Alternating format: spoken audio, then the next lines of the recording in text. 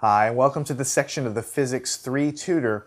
And in this section we're going to continue working problems involving capacitors with a dielectric between the plates. So in the last section we did a few problems, good solid foundational problems to make sure you understand what we're talking about and how to apply the concepts. This section we're just going to continue working some problems with a little bit more complexity, a little bit more math to get to the answer, but certainly the fundamentals are exactly the same. So we're going to apply the same ideas. So the first problem goes like this. You have a substance with a dielectric constant of 2.8 and a breakdown voltage of 18 megavolts per meter. If you make a parallel plate capacitor with this dielectric, what is the smallest plate area needed such that the capacitor that you make is 0.07 microfarads and that the capacitor can withstand 4 kilovolts, 4,000 volts. So it's a great example again of a wordy problem, but really there's some very fundamental things that you need to pull out of it and write down to really see how to proceed. Now I'll tell you right now, it's very unlikely that a student is going to read this problem and just know how to get the answer. Even me, I mean the first time I work it, I'm not going to read it and say, oh yeah, I know exactly what to do. What you need to do is read the problem a few times, make sure you understand it, draw a picture and label the picture with what you know. And then you just start working and kind of applying the equations that we've learned with what we know, see what gaps are in what you've written down, and then you'll be able to figure out with algebra what you can solve for. So let's read it one more time. We have some substance, unknown, but we know its dielectric constant, 2.8. We know it has a breakdown voltage of 18 megavolts per meter. That means that for every meter, that's a pretty large distance, for every meter of this stuff, it can take 18 million volts before it breaks down. All right, we're going to make a parallel plate capacitor out of this material. What is the smallest plate area, the minimum plate area needed so that the capacitor we build has a capacitance of 0.07 microfarads? And this capacitor needs to withstand 4 kilovolts. So we're trying to build a capacitor here. Obviously, we want to know the final capacitance. We know that's what we have. And we also know that this final capacitor can withstand 4 kilovolts. We know what the breakdown voltage of our material is. That's 18 megavolts per meter. So let's draw a picture and begin labeling it and see if we can figure out logically how to proceed. So obviously you have a capacitor, so draw yourself a capacitor. I mean, it's absolutely crucial. And by the way, when you do this, even if you don't get the answer on your test, maybe you don't get quite to the end, just drawing it is going to give you, a lot of credit. All right, so we have some distance D. This is distance D, right? And we also know it has a plate area A, okay? And what we're trying to find is the smallest plate area needed to create a capacitor with the characteristics that are listed in this problem. What are these characteristics? So what we want to have, we'll draw a little line here to separate it. What we want is a capacitor of 0.07 microfarads. That's what we want in the end. We want it to withstand 4,000 volts, 4 kilovolts, all right? And I'm going to switch colors. This is all relevant information, but I'll just switch colors to make it easier. The dielectric properties of whatever we have here, which is the stuff we're sticking in between the capacitor here, is that the dielectric constant is 2.8 and the breakdown voltage, so I'll label it BV, is 18 megavolts per meter. Okay? Lots of numbers. If you just start trying to run around and plug these numbers into an equation, you're never going to get anywhere. But what we do know is this is what we want at the end of the day. We want to build this capacitor that can withstand this voltage across the terminals. And we're trying to solve for A. So I'm going to put a little circle around that. This is what we want. But we don't know what this distance is. This was never given to us. We really don't know how this capacitor is constructed. So if you kind of give up too early, you'll just sort of throw your hands up because you won't know what to do. You don't know what A is, you don't know what D is. But what we do know, you need to focus on. We know what the capacitance is. So what is the capacitance formula for a capacitor with a dielectric? We learned that last time. The capacitance is equal to the dielectric constant times the permittivity of free space times the plate area divided by D. This is a fact. We know this. So even if you don't know how to get the answer, you need to start with what you know, which is this. Now we also know the capacitance. This is given to us. So let's write that down. So we know 0.07 times 10 to the minus 6 because we're microfarads. That's on the left-hand side. That's capacitance. The dielectric constant, we know what that is because that was given to us in the problem. So we have 2.8. Epsilon naught is a constant. So we know what that is. We use that in every problem. 8.85 times 10 to the minus 12. So the surface area of the plates of the capacitor divided by the distance. We don't know what any of those things are. So we just keep it as A over D. Okay, so here we go. We're getting there. What do we have? We have the capacitance here. We have the dielectric constant, permittivity. We do not know either of these numbers. But let's go ahead and simplify this a little bit and see what we have. So A over D, we don't know what either of them are. But if we take this number and we divide by the 2.8 and we divide by this big number, then on the right-hand side, or since I moved it over here, we'll have 2.825. So what have we found here? We don't know what the area is. That's what we're trying to find of the plates. We don't know what the distance between them is, but we know the ratio. That's what we found here. We don't know what either one of them are, but we know that if you divide them, the ratio of the area to the distance is 28.25. So it doesn't seem like you've made any progress, but you've actually made a tremendous amount of progress because look at where you started. First you started with all this stuff, you didn't know where to go. Now you've ended up with a very simple looking equation. You must find A. That's what you want. You want to know the area. That's the area that's going to provide this capacitor that we're trying to build. The only thing you really need is this distance D. If you know what D is, since you've plugged everything in, then you'll be able to calculate the area. So the way you would do that is the area that we seek is 2825 times D. 2825 times the D. So all we have to do, I guess is really what I'm trying to say, I'm going to circle this.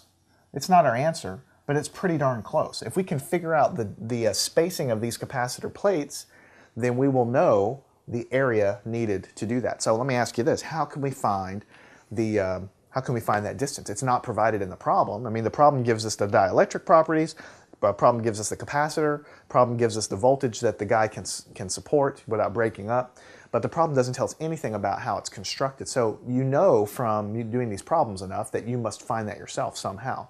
So what we know is that this capacitor needs to be able to withstand 4,000 volts, and we know that the breakdown voltage of the stuff in between the plates is 18 megavolts per meter. So this is where your knowledge of physics really needs to ratchet up in order to do this. This is the part where most students could probably get to here, but you'll definitely never be able to solve the problem unless you really understand the physics, right? So what is the breakdown voltage? We've talked about that before. That is the volt of this material, of any material, Pyrex, leather, whatever. Everything is going to have a breakdown voltage. If you exceed the voltage, the thing burns up because of the reasons we talked about in the previous lecture, all right? This particular breakdown voltage is 18 million volts per meter. That means if I have a giant box that's 1 meter long and I fill it with this dielectric, then I can put 18 million volts across that box, and if I go to 18 million and 1 volts, the thing's going to burn up, right? But as long as I stay below 18 million, it's okay. Now, that was when we had a box that was 1 meter long, right? So it's going to take 18 million volts to break down the dielectric in there. But what if we had a box that was 2 meters long? Let's double the length of the dielectric, in this box, let's say. Well, if we double the length of the box, double the amount of dielectric in there, then we're going to double the breakdown voltage because it's 18 million volts per meter, right? Every meter we have of this stuff is another 18 million volts to break it down. So if we have 2 meters, right, we're going to double it to 36 million volts, right? But obviously we're not building capacitors with 1 meters between the plates. We're building capacitors with teeny tiny distances between, right? But the same principle holds. What we know is 18 million volts for every meter of this dielectric. But we know that we ultimately want this capacitor to withstand 4,000 volts. That is actually enough material to figure out what we're trying to figure out here. And let me show you basically how we do that. The way you would set this up is we want 4,000 volts. So we want this guy to be able to withstand 4,000 volts per however many meters we have between the plates. That's what we're trying to do. 4,000, when we say we want it to withstand 4,000 volts, what we're saying is 4,000 volts over this distance that we've built into our capacitor, which we don't know. That's what it is. But we know that 4,000 volts is going to be put across that distance. So it's 4,000 volts per however many meters we could, or centimeters or whatever we construct our capacitor to be. And this has got to be equal to the strength of the material we put in there, right? Which is 18 million volts per what? Per meter, per 1 meter, right? Make sure you understand what I'm doing, because this is where the physics really comes in. We know that this guy's going to break down. It's 18 million volts per 1 meter. That ratio has got to be exactly the same as the 4,000 volts that we put across our particular capacitor that has a plate spacing of, it's going to be much smaller, but the D is going to be much smaller. You see? So we need to solve for that because the ratio is the same, because we're filling our capacitor up with this stuff. 18 million volts per meter has got to be equal to 4,000 volts over the distance that we have there.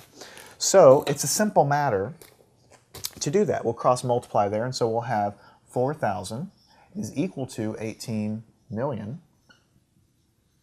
times D. So the distance D, okay, when we take 4,000 and we divide by the 18 million, the distance D is going to be 2.2 times 10 to the minus 4 meter. Now look at what you have and see if it makes sense. What we're saying is we've calculated this capacitor to have a distance between the plates of 2.2 times 10 to the minus 4 meters, which is, even smaller than a centimeter. So that's a good, reasonable measure of what a capacitor might actually be, right? We're not building capacitors with a foot or to 1 meter or 2 meters between the plates. We're building capacitors at teeny tiny little distances between the plates. And that's what we have. Because if you were to plug it back in here, 4,000 divided by our distance is going to give us the same ratio in terms of volts per meter of what I can take in my dielectric. And that's why this works. So the distance is very important. We just calculated that. Now we've solved our problem, because the surface area of the plates is going to be equal to this. So the surface area is going to be equal to 2825 times 2.2 times 10 to the minus 4. And notice I'm in meters here, so the answer is going to be, the area is going to be in square meters. So when I take 2.2 times 10 to the minus 4 times 2825, I'm going to get 0.63 meters squared, which is 0.63 square meters, right? So this is what I have here. This is the answer. And notice that in this problem it was really cool, or interesting anyway, because we don't know A or D. So a lot of times when you get to this point, a lot of students will freeze. They won't know what to do. But you must use everything the problem gives you, right? We know this and we know this, and you may not know ahead of time if that's enough information to help you solve the problem. But the good thing about physics problems is you know that they're all solvable. They have to be. So you just have to find out what relation is going to help you. In this case, the breakdown voltage is directly corresponding. The ratio of this breakdown voltage per meter is the same as the ratio of how many volts I plan to put across it over my distance. That is the relation that helped us to find D. All right, a couple things I'll say. What do you think is going to happen if we build this capacitor with a smaller distance than this? Well, if you can think about this D going into here, giving us this ratio, right? If we make a smaller D, we're going to put this capacitor even closer together than what we're going to do. This ratio is going to get too big, and it's going to exceed our breakdown voltage. So if we build a capacitor with a distance smaller, closer together than the one that we've specified, then our dielectric's going to break down, because the closer it is, you kind of think about that, the closer it is, the easier it's going to be for that dielectric to get zapped and ripped apart. All right, and the other thing is this area that we've calculated, the 0.63 square meters, that's a minimum value in order to achieve our capacitance that we want, which is 0.07 microfarads. If we build a capacitor with a smaller surface area than this, look back at our original equation. If we build a capacitor with a smaller area, right, than what we've specified, then our capacitance is going to go down and it's going to be lower than our value that we have. So just trying to help you understand what's going on here. If we build it, we can build it with a larger area than this. This is a minimum. And that was sort of the point of the problem. Okay, good problem though. It's a very good test problem because it makes you understand the equations of capacitance, and it makes you also use the relation of what the breakdown voltage really means in order to calculate the capacitance there. All right, the next problem we're going to do, I'm going to draw a capacitor on the board. It's going to look crazy. And what we're going to do is try to find out what the capacitance is of this arrangement. So let me go ahead and try to draw this as cleanly as I can. And it's a good test problem too. Let's say you have a capacitor. I'm going to draw it very, very, very large. It's vertical like this. So these are the two plates. This is one terminal. This is the other terminal of this capacitor. Now let's say that we kind of cut it in half, so to speak, so that half of the capacitor has a certain dielectric that I'm shading yellow. It could be glass or something. And the other half of it is actually shaded with a totally different dielectric, like leather or paper. But they're one plate across, but it's just like in the middle I have this half filled with something and then this half filled with something else. And it's totally symmetrical. This is one half and this is the other half, right? And the only thing that I know is that the dielectric of this guy is K1. That's the constant associated with that side. And the dielectric on this side is K2. So this is the dielectric constant K1 and K2. So the question is, given that you have a capacitor, that half of the capacitor dielectric is material 1 and half of the capacitor is material 2, what is the total capacitance of this arrangement, right? So calculate the total capacitance of this arrangement. It's a great test problem because it makes you really learn and use a lot of things that we've talked about. Now, the biggest stumbling block in this problem is not the math. The biggest stumbling block is understanding what to do. You look at this with K1 and K2, and your first reaction is that we have not covered this at all, that this is totally different, and it's not anything at all related to what we've done, and you just throw your hands up because you don't even know how to start, because you look through your chapter in your book and there's nothing in there that looks anything like this. But the trick is, and it is a trick, it's one of these things that you need to just kind of learn by doing, is that this capacitor, even though it's one physical capacitor, you can think of it, right? You can think of it like this. So we have one terminal coming in, right? You can think of it as really two capacitors. One capacitor on the right-hand side and one capacitor on the left-hand side. And they're in parallel, right? That's what you can do. And this capacitor is filled with the red dielectric, that I'm calling K1, and this capacitor over here is filled with the bluish dielectric that I'm calling K2. And these guys are basically equivalent. It's not something that you would necessarily know or think about ahead of time, but it's true. And when you look at it, you can kind of think about it, because what's happening is the current's coming in here, and it's basically spilling into both of them kind of at the same time. So the current's coming into here, and it's kind of spilling into both of them at the same time. You kind of cut it in half. This guy's in parallel with this. You can sort of see it if you stare at it long enough. But this turns out to be exactly equivalent to that. Now, once I give you that, you might have a good shot at being able to solve the problem. But this is the key, being able to visualize that these two things are the same. So when we have two capacitors in parallel, one with K1, one with K2, what can we do? How do we find the total capacitance? We've learned that before. When you have capacitors in parallel, you just add the capacitances together. So the total capacitance is equal to the capacitance of 1 plus the capacitance of the second capacitor there. So you just add them together. So now we have to actually do that. So what do we have? For capacitor 1, this has a dielectric K1. The capacitor here, given that it's parallel plate, is going to be K1 times the permittivity times the area of the first capacitor divided by D. All right? And then the second capacitor is here, and it's going to be K2 times epsilon naught times A2 over D. Now, for now, I've labeled them A1 and A2. So A1 and A2, this is the area, quote unquote, of this capacitor, and this is the area, quote unquote, of this capacitor. Now, in real life, they're the same physical thing. So really, if you kind of split this down the middle, this has a plate area A1, this has a plate area of A2. A1 and A2 are the same because we've cut this capacitor straight in half. But for now, just to kind of keep it separate and totally generic, let's just label it A1 and A2, and then when we get to the end, we'll simplify it and say that, okay, those areas are the same. Because I could have created a problem that had a capacitance over here where 3/4 of it was K2 and 1/4 of it was K1, and you would do the problem basically the same way. Okay, so let's go and simplify this. The capacitance, the total capacitance, is going to be K1 times epsilon naught. And we said that A1, right, and A2 are basically the same. Now, that they're equal to each other.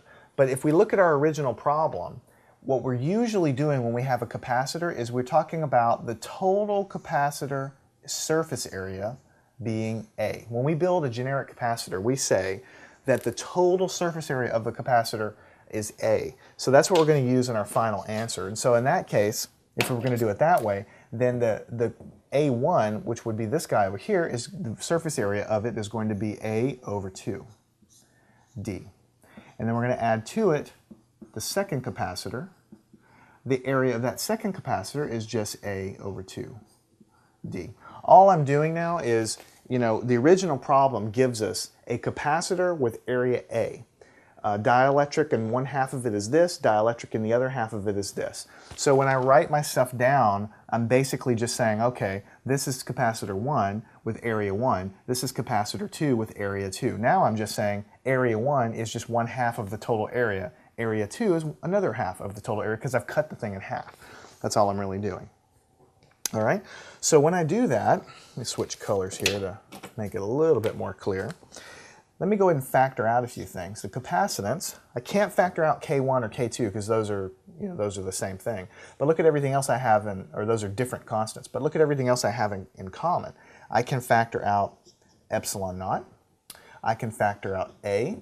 I can factor out 2, and I can factor out D, because this 2 really can come down in the denominator. This 2 can really come down in this denominator. So epsilon naught can come out, area can come out, distance can come out, the 2 can come out, and that's what I have on the outside. The only thing I'm going to have on the inside is K1 plus K2, which are the two dielectric constants. So this is really the answer. You could actually circle that for the answer. No problem with that, absolutely correct.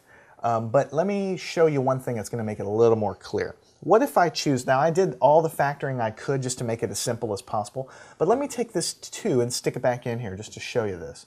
Epsilon naught A over D, all right?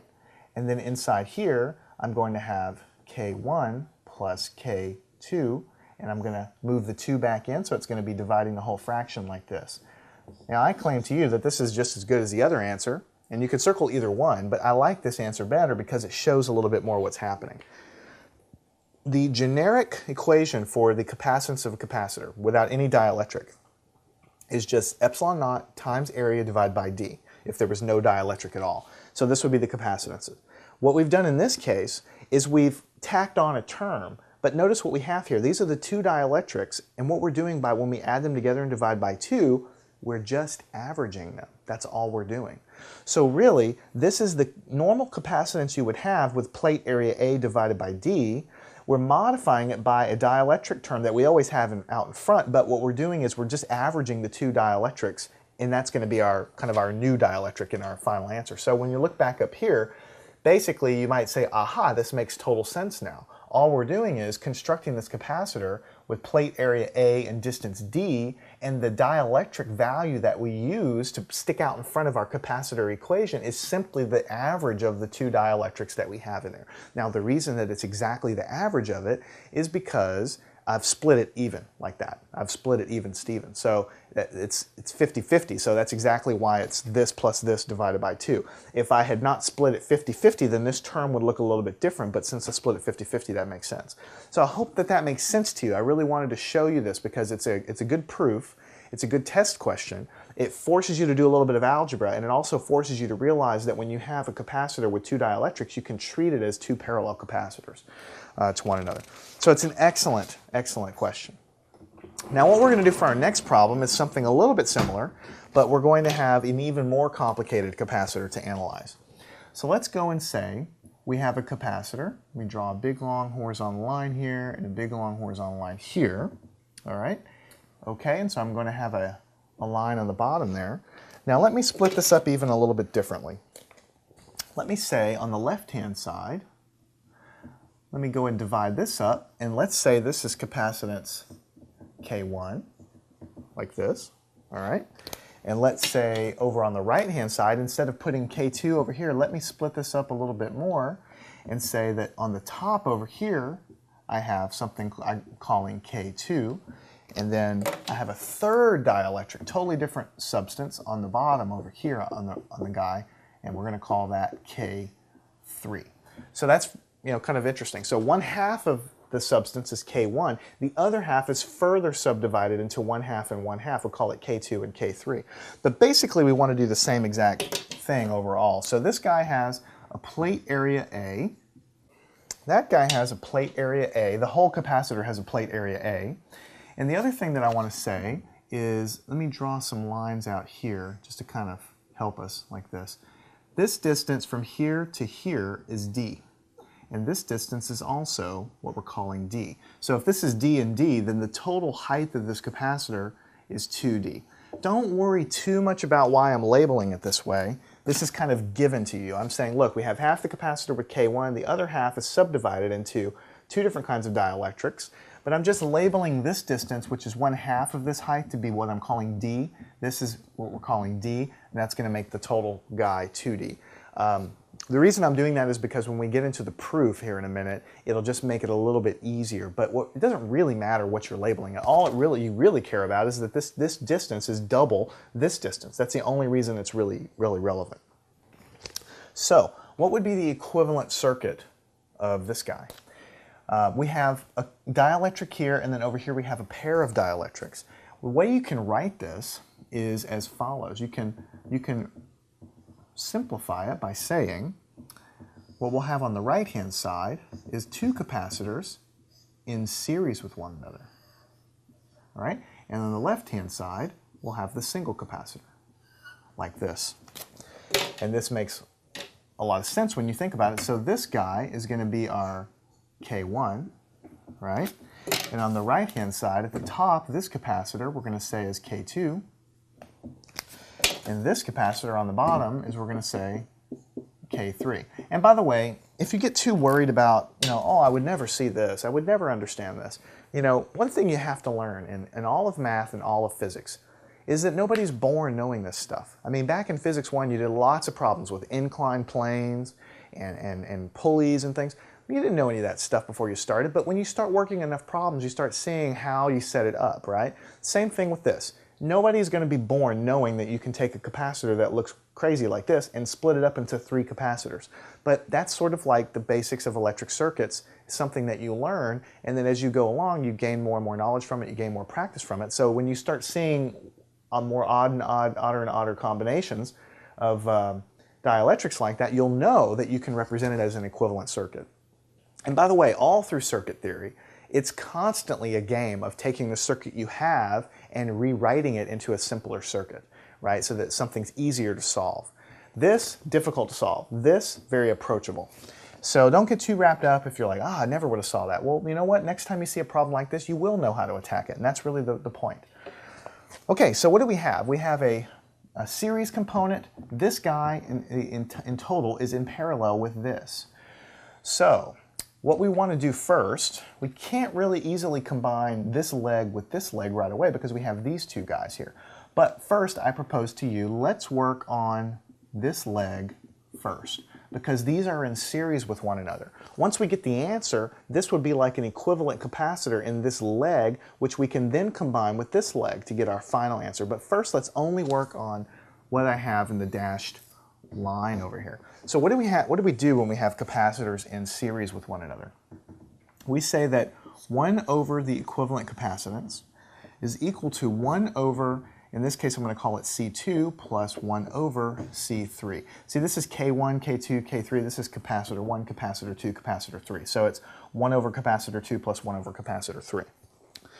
1 over the equivalent capacitance is equal to 1 over capacitor 2. We know that it's K2, right? So we say the capacitance of this guy is going to be K2 times epsilon naught times, I'm going to call it A prime over D. Don't get too wrapped up in this right now. I need to label it something. I could label it A2. I could label it anything I want. But what I really know ultimately is the total surface area of this capacitor, of this plate, is A. I can't really use that now. I could put A over 2 in here, and that's what I'm going to end up doing later on. But for right now, just to keep it generic, this capacitor has some area, this one right here. Let me just not worry about what that is right now. I'm going to put A prime there just to make it different looking from the original A that I have for the total capacitance there. All right, and I'm going to add to that, I'm going to add 1 over the capacitor C3, which is going to be K3 times epsilon naught times, again, it's going to be A prime over D. Right? I know it's A prime because these guys are basically on top of one another. So I know that the surface area of this capacitor is the same as the surface area of the other one. So I'm going to use A prime for right now. And in just a minute, we'll get rid of those primes, and you'll see how to handle that. Okay? But I know that this guy has some surface area associated with it. All right, so what I'm going to do next is I'm going to go ahead and factor. So let me go ahead and switch colors to make it a little bit more clear. So I'll have 1 over the equivalent capacitance is equal to. This fraction in the bottom really bugs me, so I'm going to flip this up and put a D on the top over K2 epsilon naught A prime plus, this D also comes up, D over K3 epsilon naught A prime. Okay, and then when I do that, I can factor something out. I'll have 1 over C equivalent. I'm going to factor out a D. I'll put a D on top. On the bottom, I'll have an epsilon naught and an A prime. And I'm going to open a print up, and I'll have 1 over K2 plus 1 over K3. So this really is almost the bottom line answer of the capacitance here of the combination. But notice on the left-hand side, I still have 1 over. I need to divide it by 1.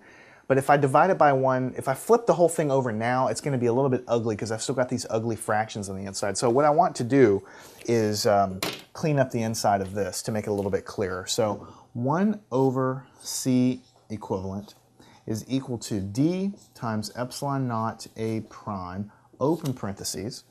Make sure you understand what I'm doing here. I'm going to write this. Basically, I'm going to make a common denominator of multiplying these two guys together. So what I'm going to have here is K3 plus K2 over K2, K3. These two guys are exactly equivalent to one another, and make sure that you really understand that. If you think about it, this fraction can be split up because I've got two things added on top, so it could be this over this, and when I cancel them, I'm going to be left with this term. And when I split it up on the other side, it'll be this over this, and when I cancel these two guys, I'm going to be left with this. So really all I've done here, just to kind of put it in layman's terms, is I found a common denominator. The common denominator is the product of these two.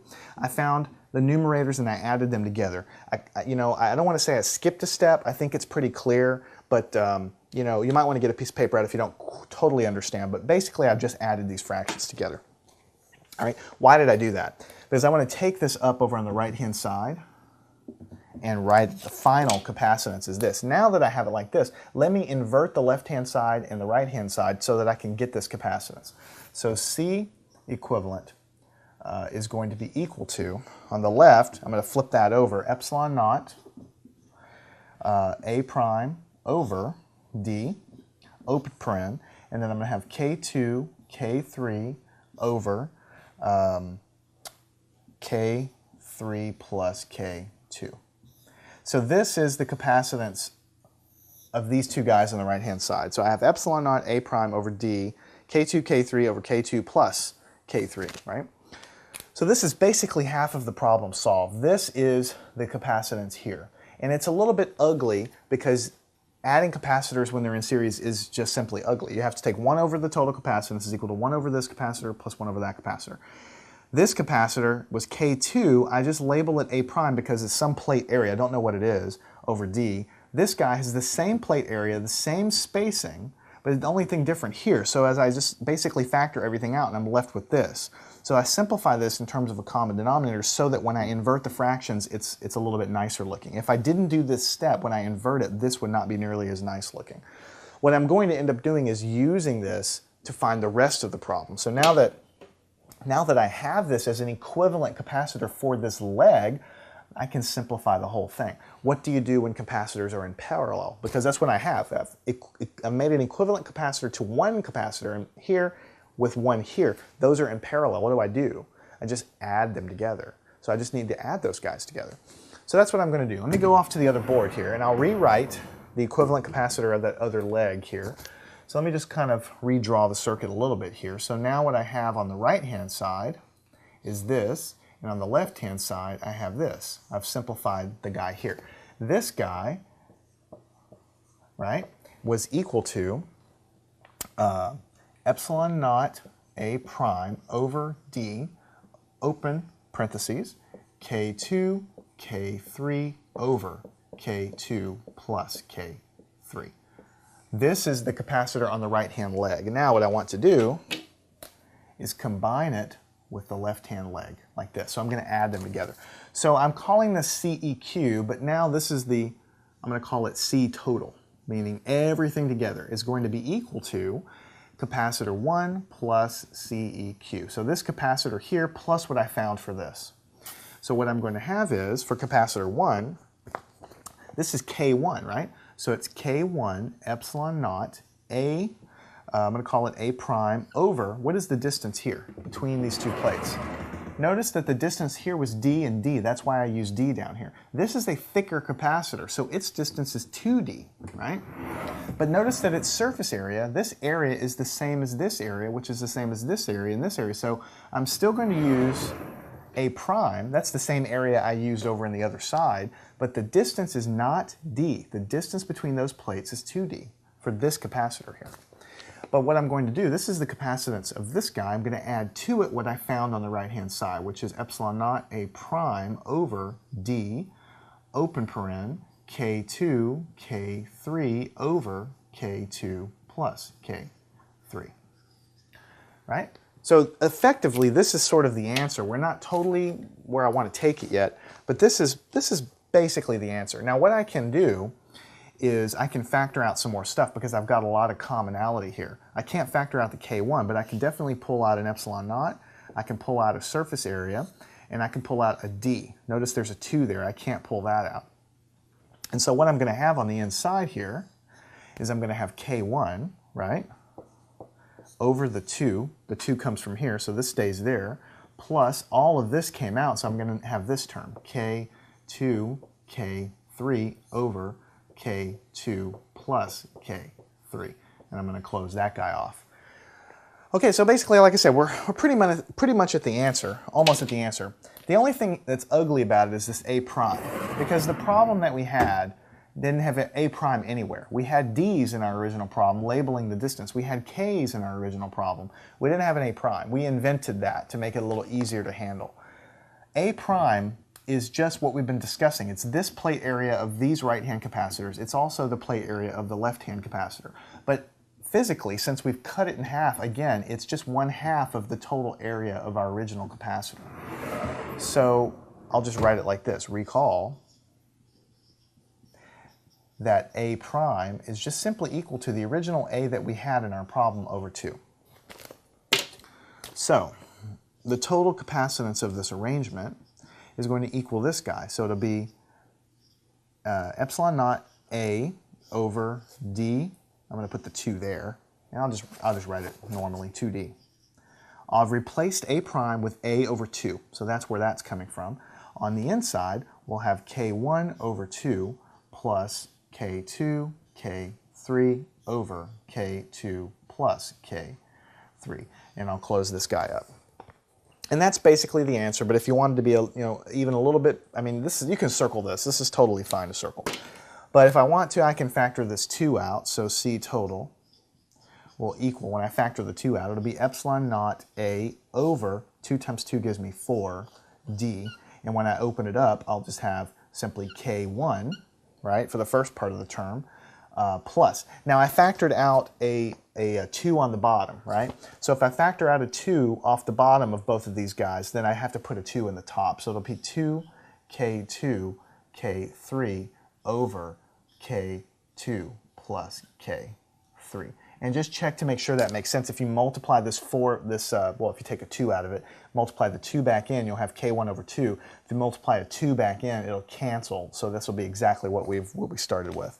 So I leave it to you, whichever one you think looks simpler. I kind of like this one, but this is perfectly fine too. You could really stop there. As soon as we note this, we could get going. So this is the answer. It's epsilon naught A over 4D open paren K1 plus 2 K2 K3 over K2 plus K3, and that's the answer. Really the trick, so to speak, is knowing that this is in parallel with this, but this is comprised of two capacitors in series. We label everything. This is 2D, this is DD, the whole capacitor has an area A. So we do the series formulation of a capacitor to come down and basically get down to what this right-hand side is equal to, which is basically what we have here. The right-hand equivalent capacitor is equal to this. We add it to the left-hand side, but all of these capacitors have an area A, right? Now if I had, here's the problem. If I would have just started deriving this with A everywhere instead of A prime, then I would have confused myself and I would have confused my teacher, because the problem told you the original capacitor has an area A.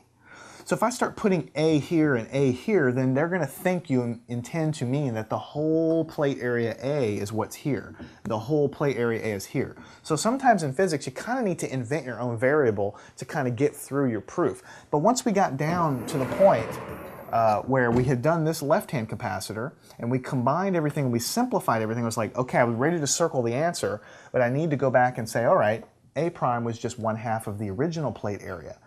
So now my answer is in terms of the original plate area that I was given, the original distance d that was labeled in the diagram, and all of the 3 dielectric constants. And that's how you get to the final answer.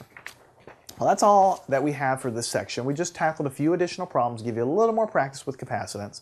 It's all the same fundamental thing. Notice all we've done here is we've used the capacitor formula, which is K epsilon A over D, right? We've used that over and over again, and we've applied series and parallel, getting into a little bit of circuit equivalence, you know, circuit equivalent theory, to show you that even when you build a capacitor with different dielectrics, a lot of times you can model it as a circuit with different capacitors.